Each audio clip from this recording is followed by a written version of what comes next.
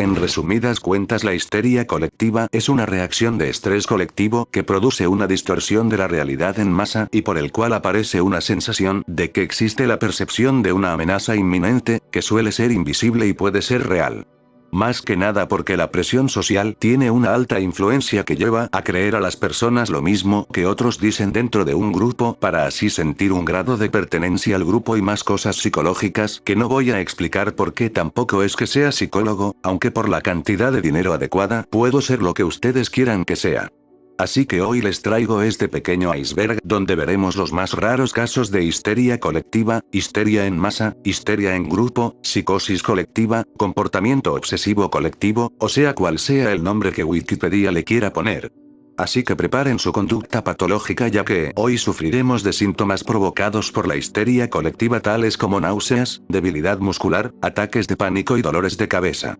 Básicamente mi día a día.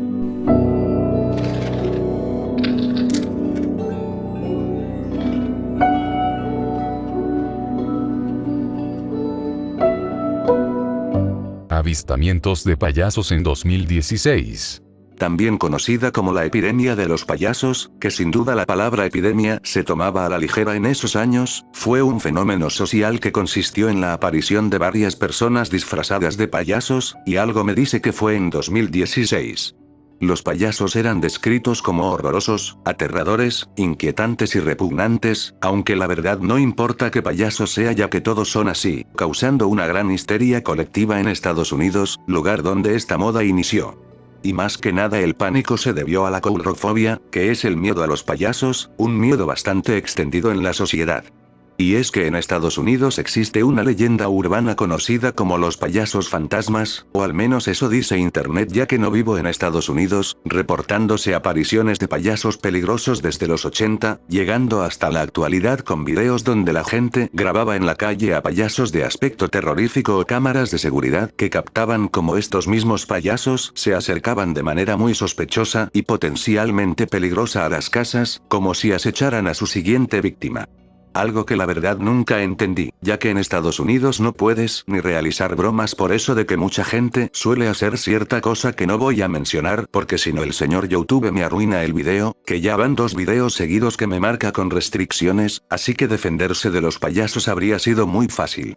Por lo que es muy probable que esta moda solamente iniciara entre amigos que querían grabar un video que llamara la atención como lo es ver payasos asesinos sueltos por la calle, ya que muchos casos carecían de evidencia criminal, aunque algunos otros conllevaron a detenciones. Pero como nunca puede faltar, hubo quienes aprovecharon esto para disfrazarse de payasos y cometer robos y asaltos a varias personas por la calle. El fenómeno fue tan viral que esta moda no solo se extendió por América, sino también llegando a algunos países de Europa e incluso Oceanía, aunque no les fue tan bien ya que por ejemplo en Alemania uno de estos payasos fue apuñalado al intentar asustar a 2 jóvenes de barrio, esos sin duda son de los míos, además de buenas personas ya que se quedaron a darle primeros auxilios al fallido payaso hasta que llegó la ambulancia, y el joven de 14 años fue liberado al considerar que actuó en defensa propia. Y no es para menos considerando que se le apareció un payaso en mitad de la noche. Incluso la broma se salió tanto de control que en muchos lugares nacieron los grupos de cazapayasos que salían en las noches a buscar payasos y darles la putiza de su vida como si de una cacería salvaje se tratara. Así que la moraleja es, nada mejor que una navaja para defenderse de payasos asesinos. Y que si no quieres terminar con esa misma navaja entre las costillas no te disfraces de payaso. 2012. ¿Cómo olvidar aquella época donde todos decían que el mundo se iba a acabar en diciembre de 2012, algo que ni de chiste ocurrió, pero aún así no es como que se hayan detenido con la llegada del fin del mundo, ya que cada cierto tiempo sale alguien mencionando una profecía que seguramente se sacó del culo sobre el fin del mundo, profecías que no llegan a nada. Aunque debo decir que ya van varios meses que no escucho que se va a acabar el mundo.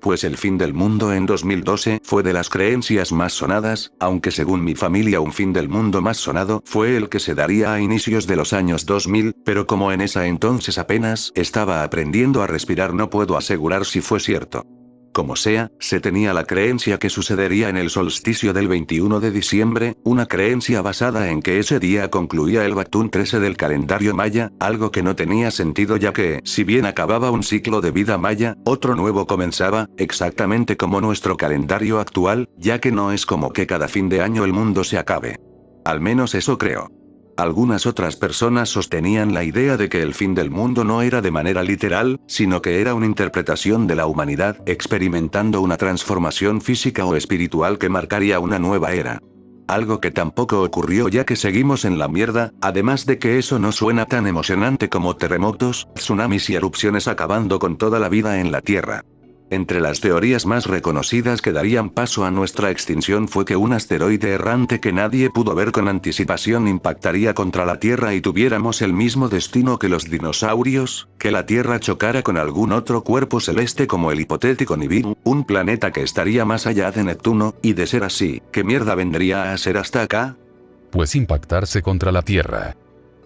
Creo tienes razón. También se hablaba del planeta X, pero a este punto ya solo se están inventando planetas, o que al Sol se le hiciera gracioso extinguirnos y comenzara a soltar llamaradas solares en todas direcciones, hasta que la Tierra fuera tragada por un agujero negro. Pues al final esto quedó solamente en una decepción, aunque ya estamos acostumbrados a que el mundo no acabe. Juicio de brujas de Salem. Hace ya muchos ayeres en las colonias de Nueva Inglaterra había ciertas personas que no creían en la brujería, sin embargo la mayoría sí lo hacía, una creencia más que nada alentada por la Biblia y sus historias como la bruja de Endor, y al ser la Biblia la palabra inequívoca de Dios, quedaba muy claro que las brujas eran reales y cuestionar su existencia significaba cuestionar la autoridad divina de la Biblia. Lo bueno que no hace falta quemar brujas en la hoguera, porque en primer lugar las brujas en realidad no existen. Eso es lo que diría una bruja. Oh. Creo que sería buena idea irme. Y es que la creencia sobre la brujería nació por la necesidad de explicar algo aparentemente inexplicable, como por ejemplo un niño que enfermaba y moría repentinamente podía atribuirse a la brujería o trabajos del diablo, razón por la cual a finales de los 1600 en el poblado de Salem, en la colonia de Massachusetts, se llevaron a cabo varios juicios que provocaron la muerte de 20 personas inocentes y en el vilipendio de otras 200. Todo comenzó con dos niñas que empezaron a sufrir convulsiones en público, a pronunciar palabras y frases sin sentido o a estallar en llantos súbitos y sin motivo aparente, o como lo llamaban, tener comportamientos bestiales. La realidad más probable es que esas niñas estaban comenzando con su desarrollo sexual, pero fue cuando otra niña de 12 años, que era hija de una de las familias más ricas del lugar, se les unió y llegó a decir que estando en el bosque, peleó contra una bruja que quería decapitarla. Claro, como una niña de 12 años puede ganarle a una bruja mafufa. El médico de Salem, que de médico no tenía absolutamente nada, decía que no había ningún problema físico que causara ese comportamiento, por lo que no había dudas de que se trataba de la influencia del demonio. Pero qué fácil era ser médico en esa época, si no querías encontrar qué le sucedía a tu paciente, simplemente lo acusabas de estar poseído y el pueblo se encargaba del resto. Por lo tanto la población de Salem creía que todas estas dolencias eran provocadas por brujas, y para evitar la horca las niñas acusaron a una mujer de iniciarlas en ritos satánicos. Sí, no tiene sentido, pero lo que tenía menos sentido era la forma de comprobar que se trataba de un caso de brujería, ya que en este caso el marido de la acusada debía preparar un brebaje a base de harina de centeno y orina de bebé y se lo diese de beber a un perro, y si el animal, que nada de culpa tenía, desarrollaba los mismos síntomas que las niñas embrujadas, el diagnóstico quedaría confirmado. ¿Qué? ¿Eso quiere decir que las niñas bebían orina de bebé?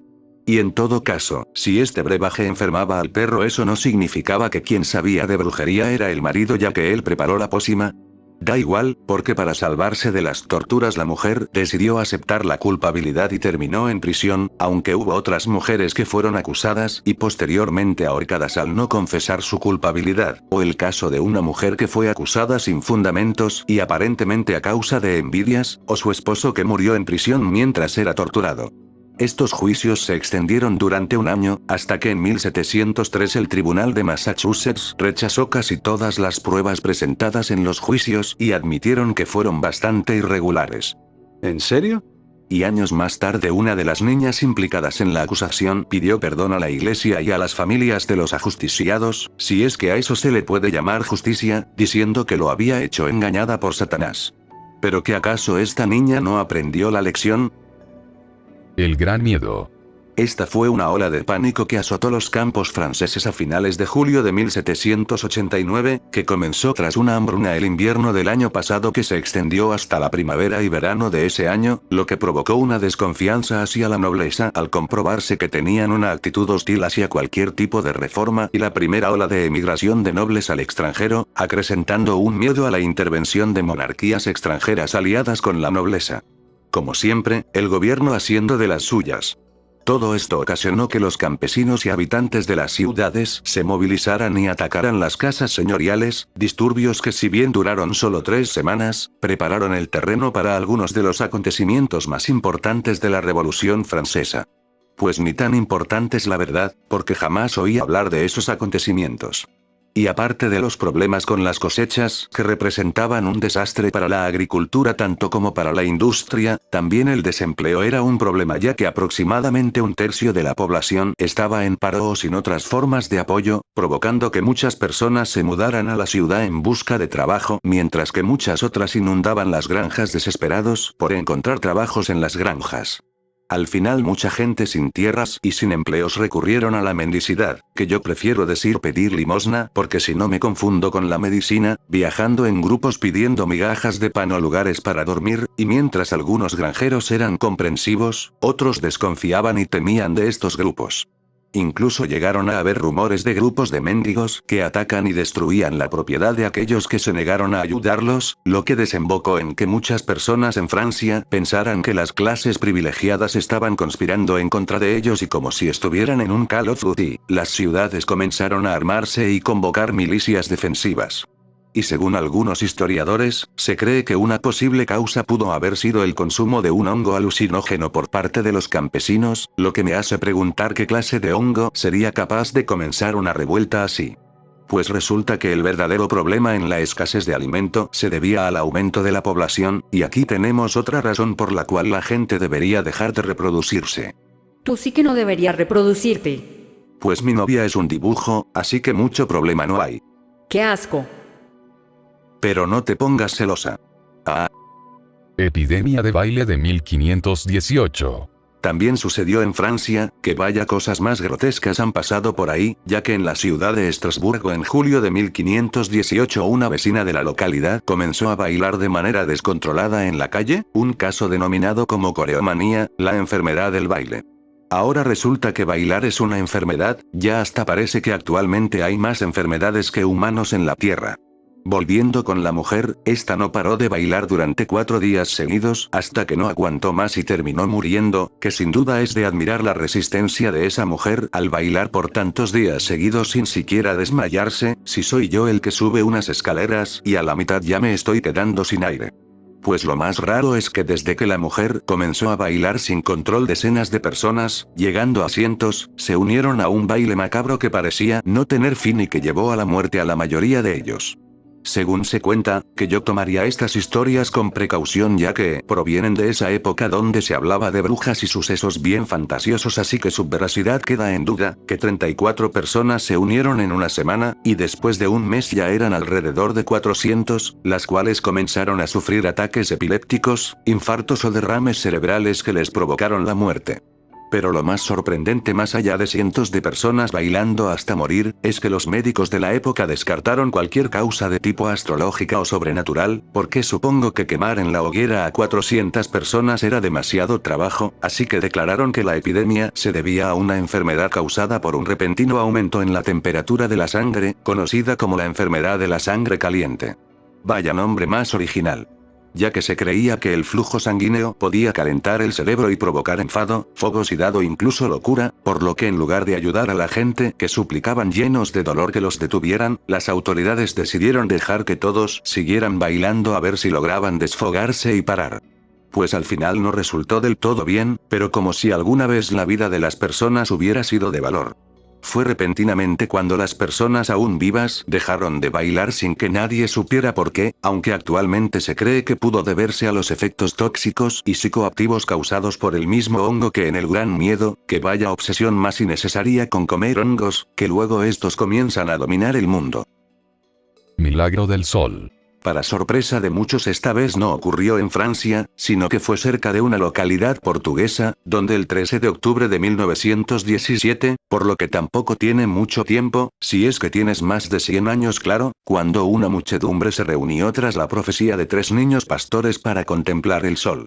No veo como una buena idea hacerle caso a unos niños que dicen tener una profecía porque regularmente estos solamente quieren llamar la atención, como pasó con las niñas del caso de Salem, pero supongo que también decidieron creerles porque ese día no tenía nada mejor que hacer. Ya que su profecía decía que la Virgen María se aparecería y realizaría milagros en la fecha señalada, casi como si fuera uno de esos genios que te encuentras en las lámparas, aunque la verdad no entiendo por qué a esto se le llama lámpara. Una gran cantidad de personas acudieron al lugar y dijeron haber presenciado diversas actividades solares fuera de lo común, como ver al sol moverse o girar hacia la Tierra, así como emitir luces multicolor, que el día que realmente el sol comience a cambiar de color sí que nos deberíamos de preocupar. Pues según los informes estos sucesos habrían durado alrededor de 10 minutos, aunque como siempre está la gente que decía no haber visto nada extraño, además de que en la única foto que se tomó ese día el sol no muestra nada raro. La foto está en blanco y negro, así que tampoco hay forma de saber si esta afirmación está en lo correcto.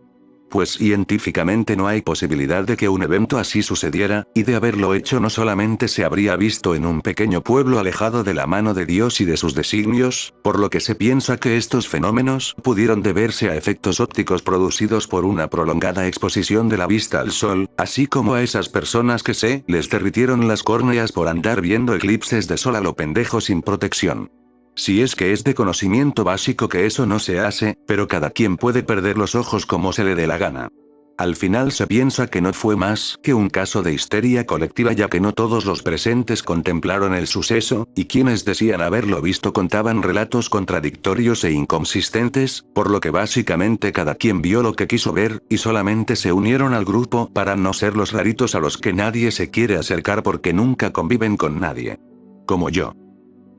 Síndrome de Habana. Perfectamente podríamos pensar que estos casos de histeria colectiva se dieron porque en la antigüedad la gente tenía creencias pendejas, pero con decirles que estos casos del síndrome de La Habana se dieron en 2016 nos hace comprender que la gente sigue igual. Como en esos casos de gente soplando para alejar un huracán, como si los pulmones de un pequeño grupo de personas pudieran contra uno de los fenómenos más fuertes de la naturaleza, o gente no teniendo precauciones con esos mismos huracanes ya que dicen ser protegidos por alienígenas, lo que sinceramente no me creo ya que los alienígenas lo único que hacen es secuestrar vacas, introducir sondas en anos ajenos y arruinar la agricultura. Pues se le llama síndrome de La Habana a unos síntomas inexplicables que se detectaron con algunos diplomáticos estadounidenses en Cuba, que reportaron algunas sensaciones físicas como vértigo repentino, náuseas o dolores de cabeza en ocasiones acompañados con un ruido direccional penetrante. ¿Qué? Algunos episodios han sido tan graves como para que los afectados deban jubilarse mucho antes de lo previsto, que a mí se me hace que solo es una excusa para ya no seguir trabajando, aunque algunos reportes indican que estos síntomas pudieron haber sido producto de ataques acústicos con energía de radiofrecuencia pulsada dirigida, pero como eso suena re fantasioso, también indicaban que la exposición a sustancias químicas, enfermedades infecciosas o problemas psicológicos eran la causa más probable.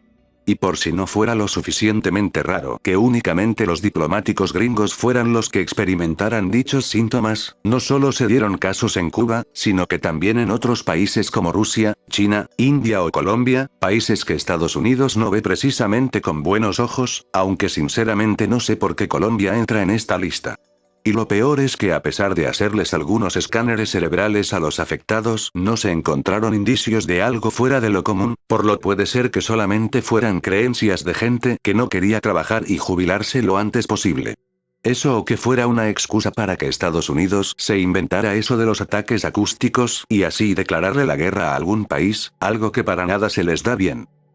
Monjas maullando y mordiendo. Fue en el siglo XV cuando una monja del convento de Baviera, que por cierto, en este lugar también había un grupo de personas que se hacían llamar los Illuminatis, así que yo no digo más, comenzó a comportarse de forma rara, que ya sabemos que pudo haber sido por consumir sustancias o alimentos que no debió haber consumido, y en este caso la monja mordía a las otras hermanas, que si ya de por sí esto es muy raro, parecía ser que su comportamiento se contagiaba a las demás monjas una vez que las mordía, al igual que en un apocalipsis zombie, ya que las monjas mordidas comenzaban a morder a otras. La Madre Superiora ordenó que las monjas afectadas fueran encerradas en sus habitaciones, pero como de alguna forma pudieron escapar del encierro, es que empezaron a sospechar que algo siniestro y sobrenatural estaba detrás de todo esto. Fue cuando llegó un sacerdote y, como no podía ser de otra forma, consideró que todo ese comportamiento era obra del mismísimo Señor de las Tinieblas, por lo que las monjas tuvieron que ser exorcizadas en la plaza del pueblo mientras estaban encadenadas.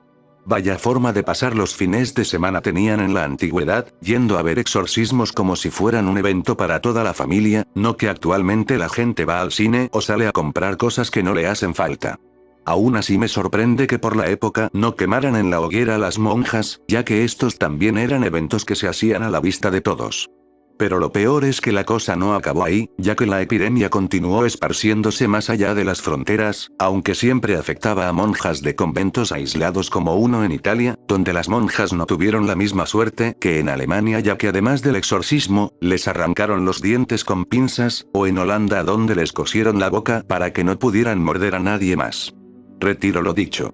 Por otro lado, ¿quién diría que alguna vez Alemania hizo las cosas bien? Pero la cosa sigue sin acabar, ya que tan solo unos pocos años después otra epidemia azotó a las monjas de Italia, con la diferencia de que ahora ellas no podían dejar de maullar, lo que era un problema mayor ya que los gatos en esa época eran asociados con el diablo y la hechicería, y más si estos eran negros. Pero qué mentalidades tan estúpidas, si los gatos negros son hermosos, y más esta niña de aquí, que aunque le guste destruir todo se le quiere mucho.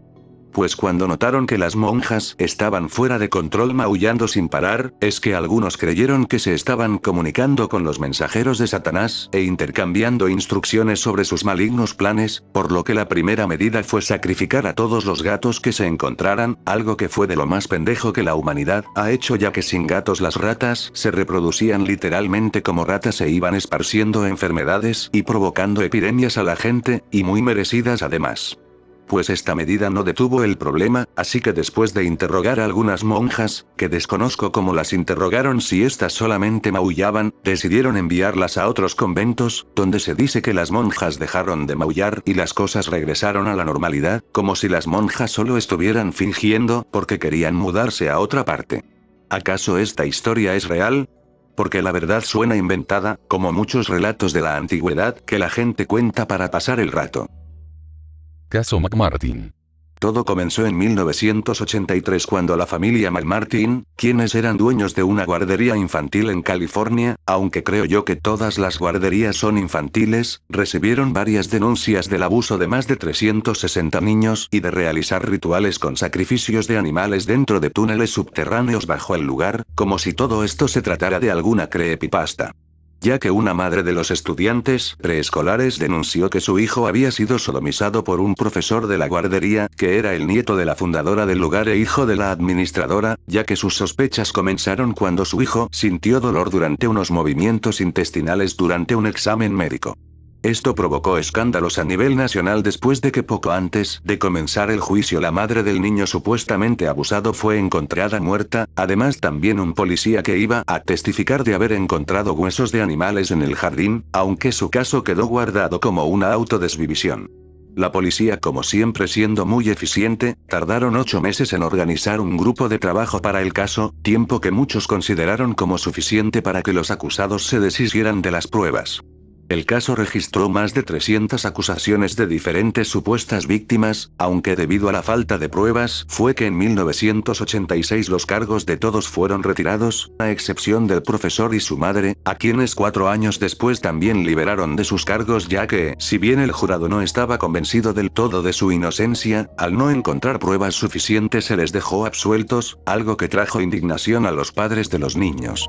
Una cosa que vuelve aún más confuso el caso es que se realizaron varias excavaciones para tratar de encontrar los túneles donde los niños decían haber sido abusados, y según cuentan se encontraron túneles que corroborarían el relato, además de que encontraron fósiles de pollos, cerdos, perros, roedores y otros animales, encontrándose no solo un túnel sino 5, aunque la defensa de los acusados decía que estos eran viejos pozos de basura ya que, además se encontraron muchos más objetos como botellas, latas y bloques de hormigón. Al final, tras 6 años de juicio, no se obtuvieron condenas y todos los cargos fueron retirados, volviéndose el juicio penal más largo y costoso de Estados Unidos, además de pasar a formar parte de la histeria de abuso en las guarderías, un pánico moral que se dio entre los 80 y 90 en Estados Unidos.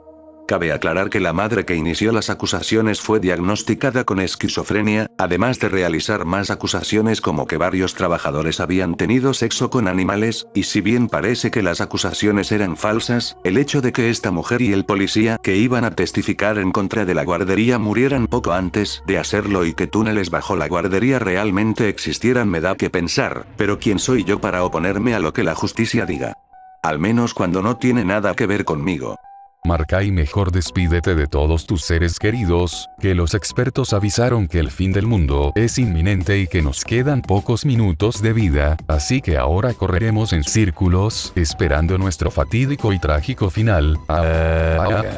No exageres, ya sabemos ¿Y ahora por qué perfectamente tanto que esas escándalo? profecías del fin del mundo solo se quedan en promesas vacías.